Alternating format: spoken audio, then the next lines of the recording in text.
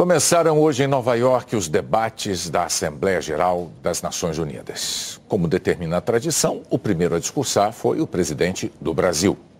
Lula chamou atenção para a crise climática e cobrou um compromisso internacional para acabar com a desigualdade. Lula saiu do hotel de manhã e, ao chegar à ONU, encontrou o secretário-geral das Nações Unidas, Antônio Guterres. Como de praxe, o Brasil foi o primeiro país a discursar. Lula começou o discurso de 21 minutos, prestando condolências às vítimas das catástrofes naturais recentes. O terremoto no Marrocos, a tempestade na Líbia e o ciclone no Rio Grande do Sul. Há 20 anos, ocupei essa tribuna pela primeira vez. E disse daquele 23 de setembro de 2003, que minhas primeiras palavras diante deste Parlamento Mundial sejam de confiança na capacidade humana de vencer desafios e evoluir para formas superiores de convivência. Volto hoje para dizer que mantenho minha inabalável confiança na humanidade. Naquela época, o mundo ainda não havia se dado conta da gravidade da crise climática. Hoje, ela bate às nossas portas, destrói nossas casas, nossas cidades, nossos países, mata e impõe perdas e sofrimentos a nossos irmãos, sobretudo aos mais pobres. Lula foi enfático na defesa do combate à desigualdade. Os 10 maiores bilionários possuem mais riqueza que os 40% mais pobres da humanidade. O destino de cada criança que nasce nesse planeta parece traçado ainda no ventre de sua mãe. A parte do mundo em que vivem seus pais e a classe social a qual pertence sua família irão determinar se essa criança terá ou não oportunidades ao longo da vida. Para vencer a desigualdade, falta vontade política daqueles que governam o mundo. O presidente falou da importância da democracia no Brasil. Se hoje eu retorno na honrosa condição de presidente do Brasil, é graças à vitória da democracia em meu país. A democracia garantiu que superássemos o ódio, a desinformação e a opressão. A esperança, mais uma vez, venceu o medo.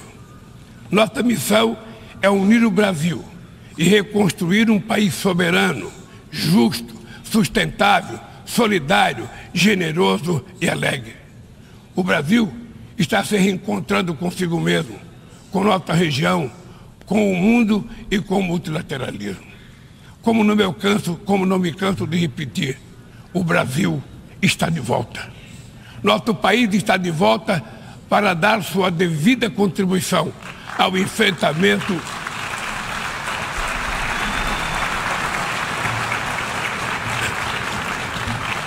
Nosso país está de volta para dar a sua devida contribuição ao enfrentamento dos principais desafios globais.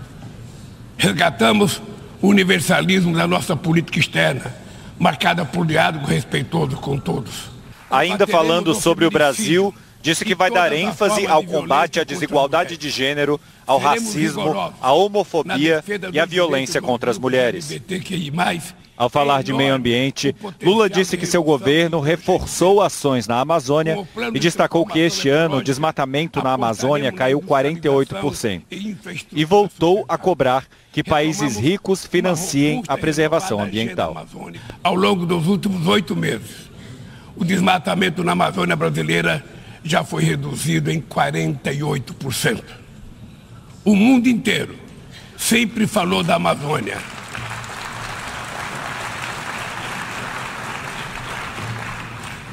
O mundo inteiro sempre falou da Amazônia. Agora é a Amazônia que está falando por si mesma. São as populações vulneráveis do sul global as mais afetadas pelas perdas de danos causados pela mudança do clima. Os 10% mais ricos da população mundial são responsáveis por quase a metade de todo o carbono lançado na atmosfera. Nós, países em desenvolvimento, não queremos repetir esse modelo. Lula fez uma defesa do multilateralismo na relação entre as nações e criticou a distribuição de empréstimos feitos pelo FMI, comparando valores dedicados à Europa e à África. O princípio sobre o qual se assenta o multilateralismo, o da igualdade soberana entre as nações, vem sendo corroído. Nas principais instâncias da governança global, negociações em que todos os países têm voz e voto perderam o fôlego. Quando as instituições reproduzem as desigualdades, elas fazem parte do problema e não da solução. No ano passado, o FMI disponibilizou 160 bilhões de dólares em direitos especiais de saque para países europeus e apenas 34 bilhões para os países africanos. A representação desigual e distorcida na direção do FMI e do Banco Mundial é inaceitável. Lula disse que o neoliberalismo agrava a desigualdade. O neoliberalismo agravou a desigualdade econômica e política que hoje assola as democracias. Seu legado é uma massa de deserdados e excluídos. Em meio aos seus escombros, surgem aventureiros de extrema-direita que negam a política e vendem soluções tão fáceis quanto equivocadas. Foi aplaudido quando defendeu a liberdade de imprensa e citou o jornalista australiano Julian Assange, que está preso em Londres. É fundamental preservar a liberdade de imprensa. Um jornalista como Julian Assange não pode ser punido por informar a sociedade de maneira transparente e legítima. Nossa luta é contra a desinformação e os crimes cibernéticos. O australiano Julian Assange, citado por Lula, é o fundador do Wikileaks, uma plataforma que publica documentos confidenciais. Assange é acusado formalmente nos Estados Unidos de obter e divulgar sem autorização informações secretas. Ele está preso no Reino Unido e aguarda extradição. É perturbador. Depois de citar outros conflitos no mundo, Lula entrou no tema da guerra entre Ucrânia e Rússia. Pediu diálogo, mas, mais uma vez, não condenou a Rússia pela invasão e propôs a reformulação do Conselho de Segurança da ONU. A guerra na Ucrânia escancara a nossa incapacidade coletiva de fazer prevalecer os propósitos e princípios da Carta da ONU. Não subestimamos as dificuldades para alcançar a paz, mas nenhuma solução será duradoura se não for baseada no diálogo. Tenho reiterado que é preciso trabalhar para criar espaço para negociações. Estabilidade e segurança não serão alcançadas onde há exclusão social e desigualdade. A ONU nasceu para ser a casa do entendimento e do diálogo. Na sequência, Lula disse que sanções unilaterais causam grande prejuízo à população dos países afetados. Criticou o embargo a Cuba e declarou que o Brasil seguirá denunciando o que chamou de medidas sem amparo na Carta da ONU. Medidas tomadas sem amparo. No fim do discurso aqui na ONU, Lula retomou o tema da desigualdade. Disse que ela deve inspirar indignação e ser o motor da ação. E que essa deve ser a principal batalha das Nações Unidas e de todos os países membros. Somente movidos pela força da indignação, poderemos agir com vontade e determinação para vencer a desigualdade e transformar efetivamente o mundo a nosso redor. A ONU precisa cumprir seu papel de construtora de um mundo mais justo, solidário e fraterno. O presidente ucraniano Volodymyr Zelensky assistiu ao discurso sem aplaudir, nem no início, nem no fim. Lula deixou a ONU momentos depois de discursar. Mais tarde, teve 4 reuniões com outros líderes mundiais.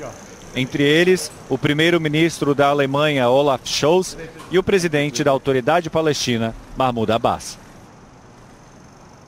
Amanhã, Lula tem reuniões marcadas com o presidente americano Joe Biden e com o ucraniano Volodymyr Zelensky. Os dois também discursaram hoje na Assembleia Geral depois do secretário-geral das Nações Unidas. Our world is becoming unhinged. Um mundo em desequilíbrio. Foi assim que Antônio Guterres começou o discurso na abertura dos debates. As tensões geopolíticas estão aumentando, os desafios globais são cada vez maiores e parece que somos incapazes de nos unir para responder. And we seem incapable of coming together to respond. Entre os temas citados pelo secretário-geral da ONU estavam a urgência climática e o que chamou de tecnologias disruptivas, como a inteligência artificial. Ele também defendeu a reforma de instituições multilaterais, como o Conselho de Segurança. And I know there are many competing interests and agendas. Sei que existem muitos interesses e agendas em jogo, mas a alternativa à reforma não é o status quo. A alternativa à reforma é uma maior fragmentação. É a reforma ou a ruptura, afirmou Guterres. It is reform or rupture. No plenário, o presidente da Ucrânia, invadida pela Rússia em 2022, ouvia atento. A guerra foi um dos principais temas nesse primeiro dia de debates. O presidente dos Estados Unidos demorou a falar sobre o conflito. Joe Biden começou o discurso destacando progressos do passado. Citou a retirada de 1 bilhão de pessoas da pobreza extrema e o combate a doenças como malária, tuberculose e AIDS. HIV/AIDS infections and deaths plummeted. Depois também defendeu a ampliação do Conselho de Segurança da ONU, alinhado ao secretário-geral e ao presidente Lula, que discursaram antes dele. Precisamos de mais vozes, mais perspectivas sobre a mesa. Biden ressaltou a importância do fortalecimento de alianças com países dos 5 continentes e defendeu a competitividade com a segunda maior economia do mundo, a China. Vamos lidar com a competição entre os nossos países de maneira responsável, para que não resulte em conflito. Foram 20 minutos até que Biden falasse sobre o conflito na Ucrânia. Esta assembleia reunida para promover a paz acontece assombrada pela guerra. O presidente americano garantiu que Estados Unidos e aliados vão continuar apoiando os ucranianos. E foi aplaudido por Volodymyr Zelensky, que subiu ao púlpito horas depois como protagonista. Disse que a Rússia está usando a fome como arma de guerra e denunciou o sequestro de crianças. Elas estão sendo levadas para a Rússia e sendo ensinadas a odiar a Ucrânia. Os laços familiares foram rompidos. Isso é claramente um genocídio.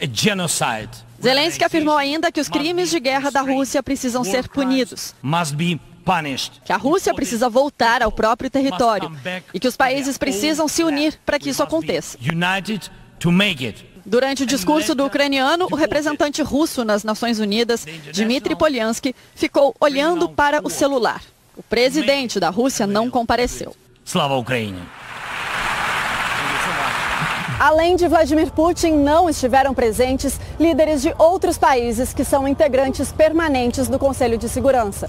O presidente da França, Emmanuel Macron, o presidente da China, Xi Jinping, o primeiro-ministro do Reino Unido, Rishi Sunak. Isso fez de Joe Biden o único integrante com poder de veto a participar dos debates. O Azerbaijão atacou a região de Nagorno-Karabakh numa ação que chamou de atividade antiterrorista contra armênios. A região é de maioria armênia e se separou do Azerbaijão em 1994. Os dois países mantêm um cessar-fogo desde 2020.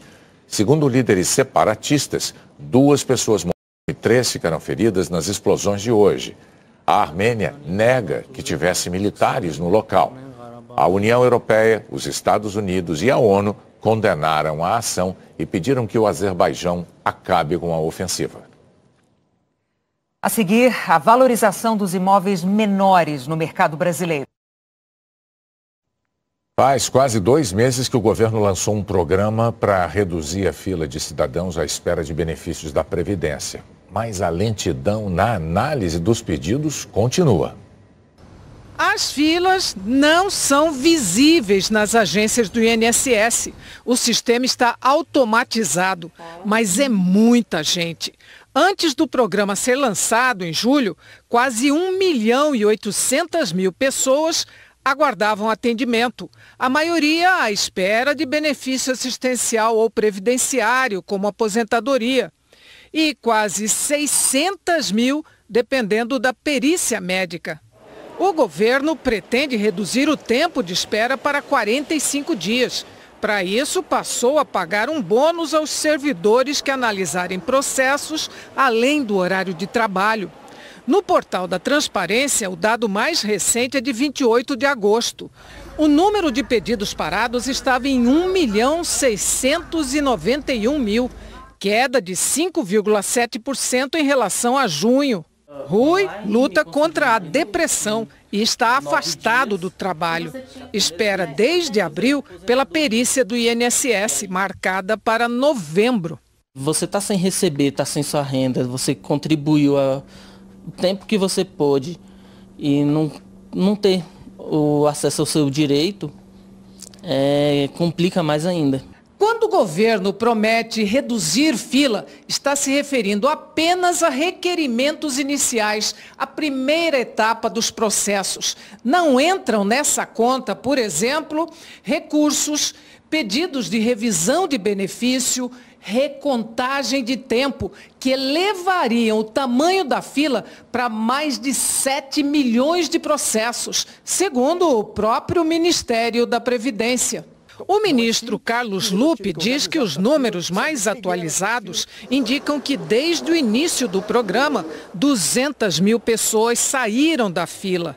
Meu compromisso é até dezembro, final de dezembro, a gente está todos na fila de 45 dias, que é o prazo legal. Eu não inventei esse número. O prazo legal diz que é razoável esperar 45 dias na fila. Então, esse programa todo que eu estou fazendo é para enquadrar os 45 dias. O ministro anunciou mais uma medida para atender quem espera auxílio-doença. A partir de segunda-feira, vai bastar apresentar o atestado médico pelo sistema Meu INSS ou pelo 135. A partir dessa semana que vem, segunda-feira, nós começamos a ligar, por isso que eu estou pedindo a quem está nos vendo. Não fique com medo que seja trote, não é trote. 135 vai ligar pedindo que você apresente o seu atestado, porque não precisa ficar na fila esperando a perícia, é só atender o telefone e mandar o atestado. O ministro da Previdência declarou que o governo convocou 1.250 servidores aprovados em concurso. Em julho, o índice do Banco Central, que mede a atividade da economia, subiu para 0,44%. O segundo mês seguido com um indicador positivo. No ano, o IBC-BR acumula alta de 3,21%. No mercado imobiliário brasileiro, os imóveis menores têm se valorizado mais do que os maiores. As obras seguem em ritmo acelerado neste prédio de apartamentos em Laranjeiras, na zona sul do Rio. O prazo de entrega é no mês que vem. Dos 51 imóveis em construção, 30 têm apenas um dormitório. É o popular quarto e sala, neste caso com tamanho a partir de 40 metros quadrados. Mas o que está acontecendo neste empreendimento é reflexo do que ocorre no mercado de imóveis do Brasil. O metro quadrado mais valorizado do país hoje é o de apartamentos com apenas um dormitório. O preço do quarto e sala subiu quase 7% em um ano, mais que o de imóveis com 2 ou 3 dormitórios. Em média, o metro quadrado de um quarto e sala vale hoje R$ 10.125, bem acima do valor médio dos imóveis maiores, com 2, 3 ou 4 quartos. Para este empresário, imóveis menores atendem especialmente uma clientela mais jovem, que está começando a carreira profissional com menos dinheiro no bolso e muita disponibilidade para mudar de lugar. Depois da pandemia, a gente tem visto uma tendência muito grande por esses imóveis pequenos, mais compactos. Tem pessoas que não têm uma fixação geográfica num estado, numa cidade, então essas pessoas querem se locomover. E o apartamento de um quarto é uma possibilidade excelente para essas pessoas. Praticidade e economia levaram Arthur para este quarto e sala em Copacabana. Ele é professor de inglês e queria morar perto do trabalho. Eu consigo pagar um preço acessível e é só para mim. Eu sou uma pessoa solteira, então acho que isso tudo acaba influenciando também. Para este especialista em imóveis, as buscas crescentes pelo quarto e sala revelam a nova realidade do mercado. Dentro dos centros urbanos, o preço dos imóveis tem se valorizado e tem ficado valores, né, significativos, representativos dentro de um orçamento familiar. Em imóveis menores, você tem uma facilidade de diluir esse preço, diluir esse custo de manutenção. Então, o condomínio está mais em conta. É aquela história, quanto menor, melhor. Eu consigo limpar tudo bem rapidinho. Eu sou muito feliz aqui, de verdade. E o metro quadrado mais caro do Brasil não está nos nossos maiores centros urbanos, mas no litoral de Santa Catarina. O céu parece ser o limite. 7 dos 10 edifícios mais altos do Brasil estão na praia central de Balneário Camboriú. E os arranha-céus não param de subir. São uma grande atração turística que traz pessoas aqui que querem apenas ver os prédios junto à praia, tão pequena e tão grandiosa ao mesmo tempo. A cidade cresce para cima porque não tem espaço para ir para os lados. É o segundo menor município de Santa Catarina, onde muita gente procura imóveis para morar ou investir. Por isso, os preços também foram para as alturas. Nem São Paulo, nem Rio de Janeiro. De acordo com o índice que mede a variação do preço dos imóveis em 50 cidades brasileiras, Balneário Camboriú tem o metro quadrado mais caro do país. Em média, cada pedacinho desses sai por quase R$ 12.500. São Paulo está em quarto na pesquisa e o Rio de Janeiro em sétimo. Mas a gente está falando em uma média de preços, porque nos novos arranha-céus de Balneário Camboriú, o metro quadrado sai muito mais caro. Neste aqui, R$ 52 mil. O que faz o valor do apartamento chegar a quase 14 milhões. Ele fica neste residencial de 2 torres, o segundo mais alto do país. O Neymar é dono de uma cobertura avaliada em 60 milhões de reais.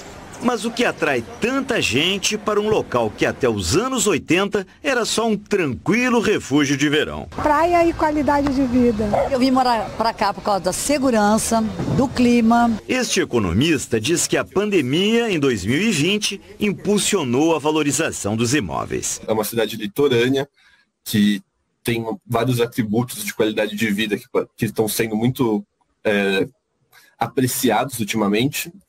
E a pandemia deu um boom nisso. A obra que aumentou a faixa de areia de Balneário Camboriú há quase 2 anos também pesou na valorização, afirma esse especialista em mercado imobiliário. Acabou gerando uma grande visibilidade para Balneário Camboriú. Isso atraiu investidores, grandes empresários, jogadores famosos que movimentam o mercado imobiliário de alto luxo e joga o preço do metro quadrado cada vez mais para cima. Estes turistas de Mato Grosso estão pensando em se mudar. Então a tendência futuramente é estar morando para cá também. Tem que comprar logo, hein? O preço está subindo. É, isso é verdade. Isso é fato, né? Mas estamos se organizando para isso.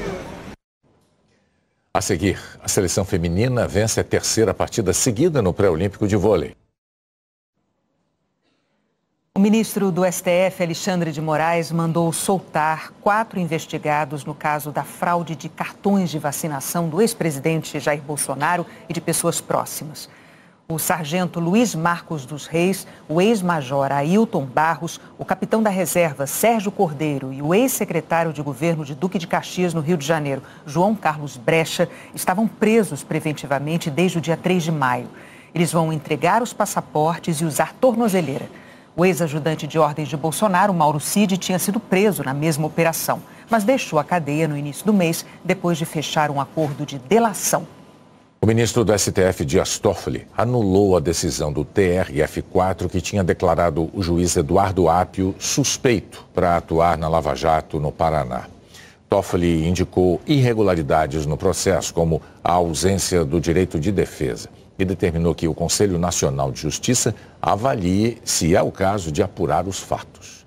Apio continua afastado da Vara Federal de Curitiba. No início do mês, o TRF4 tinha anulado todas as decisões dele relacionadas à Lava Jato. O juiz é crítico da operação e modificou entendimentos anteriores, como a condenação do ex-governador do Rio, Sérgio Cabral. A Câmara Municipal de São Paulo cassou o mandato do vereador Camilo Cristófaro, do Avante, por quebra de decoro parlamentar. Em maio do ano passado, durante uma sessão remota, Cristófaro fez um comentário racista sem saber que o microfone estava aberto. Hoje, no discurso de defesa, negou que seja racista. No lugar dele, assume Adriano Santos, do PSB.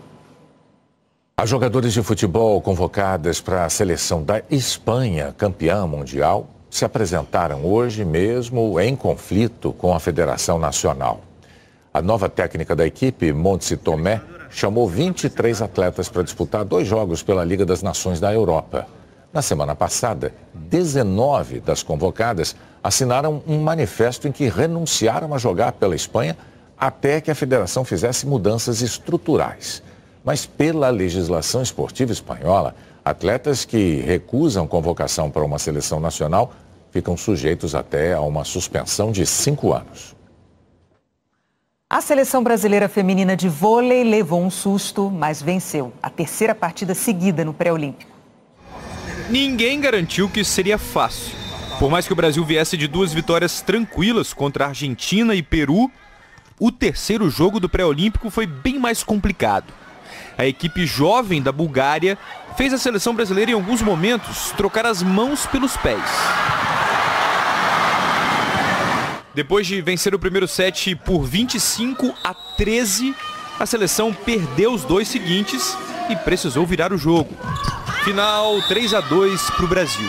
Tem que matar logo, tem que não deixar jogar, não deixar acreditar que pode, mas a culpa foi nossa. A culpa nossa, do sistema defensivo, do bloqueio da defesa. E é isso, grande susto que a gente tomou. Acho que o que fica de positivo, ao mesmo tempo, é a resiliência que o time teve. Acho que a gente tomou um susto, foi em certo momento mentalmente foi muito difícil conseguir reverter alguns momentos de pressão, o jogo muito acirrado, ela sacando muito bem.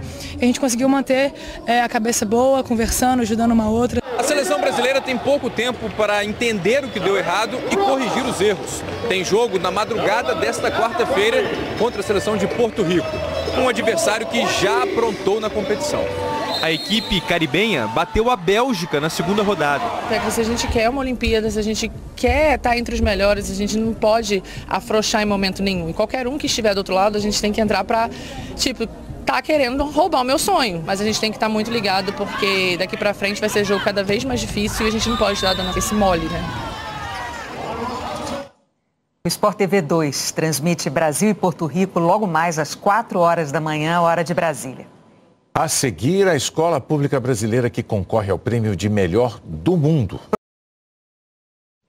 Vamos saber como fica o tempo amanhã em todo o Brasil? Oi, Eliana, boa noite. Oi, Renata, boa noite para você, para o Bonner e boa noite para você. Eu começo pelo Rio Grande do Sul, onde os temporais persistem até domingo. Amanhã tem risco de chover forte nessas áreas e em parte de Santa Catarina, onde ficam Campos Novos e Chapecó, com 15 milímetros, o mesmo volume de Rio Grande. Em Porto Alegre, 20 milímetros. No interior catarinense esquenta, enquanto nessas cidades gaúchas o tempo fica mais ameno. No norte, abafado e com pancadas de chuva, principalmente em Rondônia, no Acre e no oeste do Amazonas. No nordeste, chove a qualquer hora, de Natal a Aracaju. Nas outras regiões em verde, instabilidades mais fracas e onde o mapa está amarelo, faz sol o dia todo. Inclusive em Palmas, com máxima de 40 graus, a mesma de Cuiabá. E uma correção, Cuiabá é a capital com a maior temperatura já registrada no Brasil, 44 graus. Ontem eu falei que era o Rio de Janeiro, mas o Rio tem a 2ª maior. Nessa quarta-feira, o Rio pode chegar aos 35 graus. Em Campo Grande, 36. Em Goiânia e Boa Vista, 37. Em Teresina, 38. Belo Horizonte pode empatar com Fortaleza, 33 graus. E em Curitiba pode fazer mais calor do que em Natal, João Pessoa e no Recife. Por causa da forte massa de ar quente e seco, o INPE, Instituto Nacional de Pesquisas Espaciais, classificou como crítica a situação nessas regiões em vermelho, ou seja, o risco de fogo é alto até domingo. Segundo o INPE, historicamente, nessa semana que estamos vivendo agora, as queimadas se concentram onde há mais pontos amarelos, no caso do Piauí até o Acre. E hoje o governo do Acre decretou emergência por causa da superlotação em unidades de saúde. Muita gente procurou atendimento devido à má qualidade do ar, resultado das queimadas. Em São Paulo, a poluição também tende a aumentar nos próximos dias, consequência da falta de chuva e do calorão. Amanhã estão previstos 33 graus e até domingo 37. Se passar disso, a capital paulista corre o risco de bater seu recorde histórico de calor, que é de 37,8 graus. Uma boa noite, Renata e Bonner. Boa noite, Eliana. Até amanhã. Produtores rurais da Serra da Mantiqueira, no estado de São Paulo, estão protegendo as nascentes de rios com a ajuda de prefeituras. O Jornal Nacional, inclusive, já apresentou esse projeto faz 8 anos e voltou agora lá para mostrar como foi que ele evoluiu. O gado cercado ainda tem espaço de sobra e não atrapalha o trabalho da natureza. Cada vez que eu vejo uma mata igual essa aqui, me sinto realizado. Dá vontade de trabalhar mais, né? Parece que as coisas estão dando certo. O seu Arlindo trabalha num projeto que há quase 2 décadas vem mudando o cenário na Serra da Mantiqueira, na região sudeste. O Conservador das Águas começou no município de Extrema, em Minas Gerais, na divisa com São Paulo. A prefeitura identifica as nascentes nas fazendas, planta mudas nativas da região, cerca tudo para que o gado não pise e remunera os donos das terras. Ele recebe, em média, R$30 por hectare por mês. Essa mesma área de pastagem degradada com gado, por exemplo, ele receberia no máximo R$20 por hectare por mês. Era muito comum se falar que o agricultor no vermelho não cuida do verde. O meu pensamento é que agricultor que cuida do verde não fica no vermelho. O Jornal Nacional mostrou um pouco desse projeto em 2015. O plantio dessas mudas vai ajudar a aprimorar um trabalho que a própria natureza já começa a fazer. Sem o gado pisoteando esse terreno, olha o que a gente já vê aqui. A água volta a brotar com força. A força dessa mudança de lá para cá só cresceu. As mudas, nesses 8 anos, viraram uma vegetação densa e regeneradora, que daí de cima dá para perceber. Vai recuperando áreas de pastagens degradadas, ao mesmo tempo em que conserva as nascentes, fazendo com que as águas sigam seu curso com vitalidade. Nesse período, as áreas protegidas se multiplicaram. Eram 170 produtores rurais em 2015, agora 345 fazem parte do projeto. As mudas plantadas passaram de 1 milhão para mais de 2.270.000 em 8 anos. E a participação de donos de terras de área de manancial foi de 30% para quase 100% nesse período.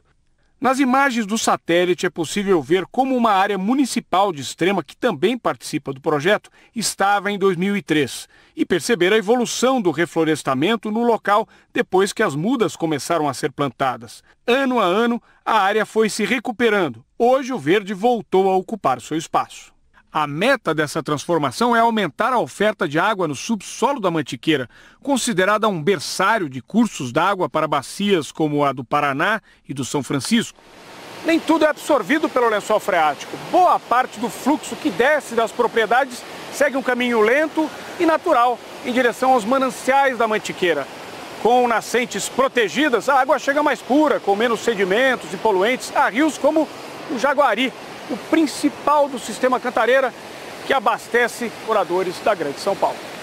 O modelo desse projeto já foi replicado em 100 municípios da Mantiqueira, de São Paulo, Minas e Rio, o equivalente a 25% da região. Na Paulista Jacareí, no Vale do Paraíba, a prefeitura fez parceria com uma ONG para avançar no plantio de mudas. São várias organizações que trabalham com os municípios para que os municípios criem as suas legislações que fomentem a restauração e também criem os seus programas municipais para ajudar a restauração a acontecer. Há 8 anos, em Joanópolis, conhecemos uma das primeiras participantes do projeto de conservação das nascentes. São Paulo vivia uma crise hídrica grave, mas nas terras da dona Geni não faltava água.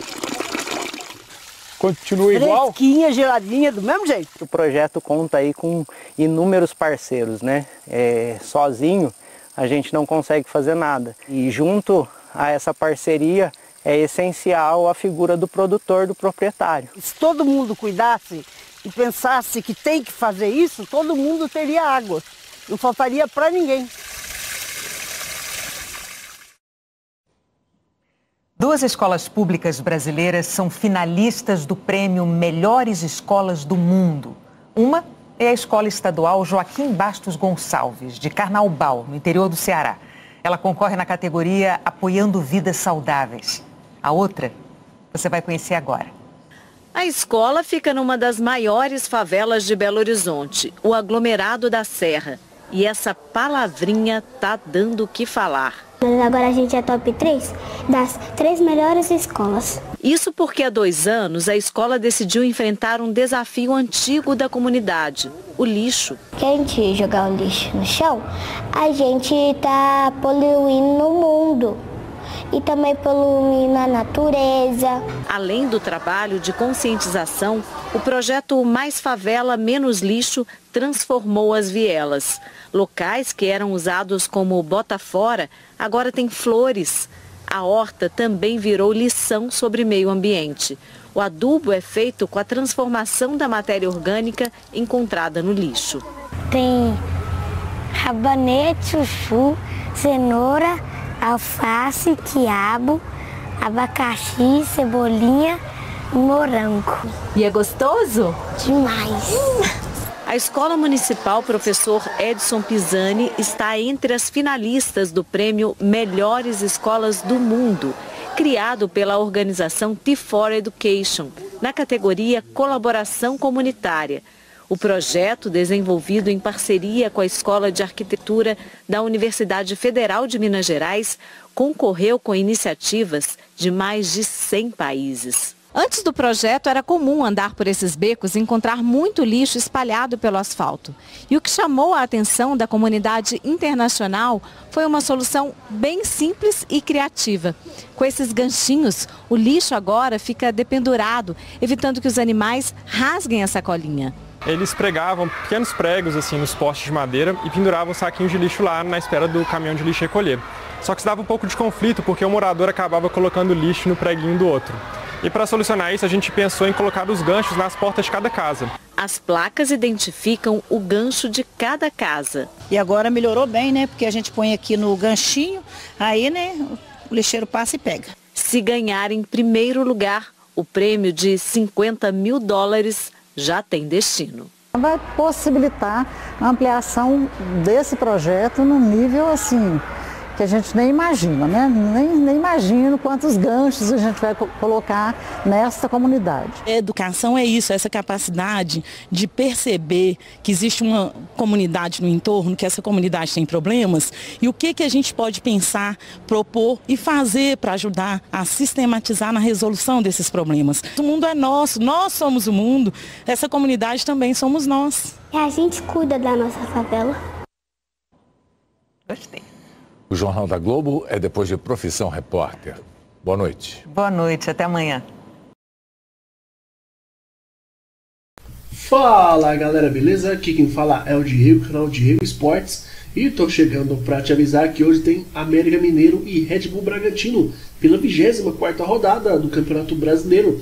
E nesse vídeo você vai saber tudo sobre essa partida. As principais e últimas informações da equipe do América Mineiro e também as últimas notícias da equipe do Red Bull Bragantino. O América Mineiro, há 3 jogos sem vencer, porém vice-lanterna da competição, joga hoje em casa e vem em busca do resultado positivo para começar a pensar em sair do Z4.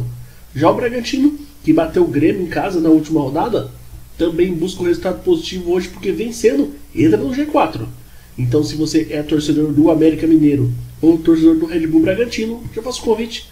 Se inscreva agora aqui no nosso canal, já vai deixando o seu like no vídeo para nos ajudar, ativa também o sininho de notificação para você receber nossos próximos vídeos e comenta aí embaixo o seu palpite, porque o América Mineiro recebe o Red Bull Bragantino nesta terça-feira, às 9h30 da noite, no horário de Brasília do Independência, em Belo Horizonte, pela 24ª rodada do Brasileirão.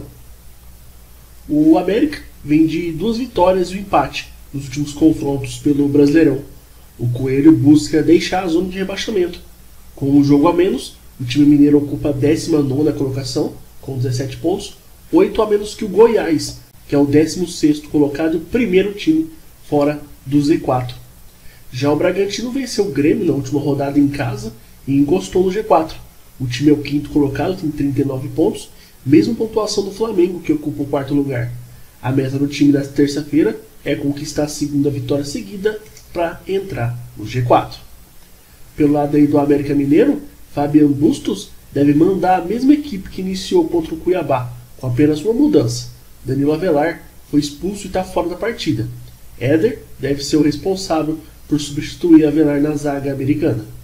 Então a provável escalação do América Mineiro deve ter o Matheus Cavicchioli, Éder, Iago Maidana, Ricardo Silva, Rodriguinho, Matheus Henrique, Breno, Emanuel Martins e Juninho, Felipe Azevedo e Mastriani. Já pelo lado do Red Bull Bragantino, o time titular do Massa Bruta terá mudanças em comparação com os 11 que iniciaram a partida contra o Grêmio. Aderlan, Elin e Eduardo Sacha receberam o 3º cartão amarelo e vão cumprir suspensão.